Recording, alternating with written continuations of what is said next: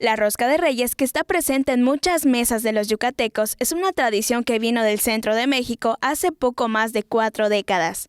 Esa delicia de pan con sus frutos secos que es esperada cada 6 de enero. Es una tradición que no es originaria de Yucatán. Sin embargo, desde hace muchos años, un pan de notas en forma de rosca, o la tradicional rosca brioche, que al integrarse los muñequitos, surge la rosca de Reyes en Yucatán.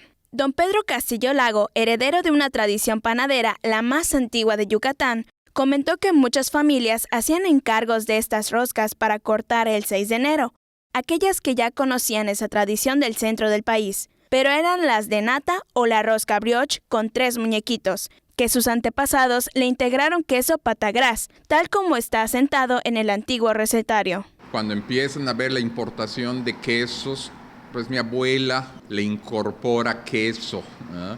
Y queso patagras, ¿eh? Que es un poco diferente al queso de bola. El pan de natas, que es un batido, o la rosca brioche, y le ponían los muñequitos, ¿okay? Es un pan dulce, realmente la base es un pan dulce. No hay que olvidar que cuando partamos rosca este 6 de enero, hay toda una tradición, una historia, pero más que nada, no se olvide de cortarla en familia, con la sana distancia y tomando las medidas sanitarias correspondientes. Con imágenes de Juan Velázquez e información de Álvaro Martínez, Teleyucatán te informa. Teleyucatán te informa, lunes a viernes 3 de la tarde. Síguenos.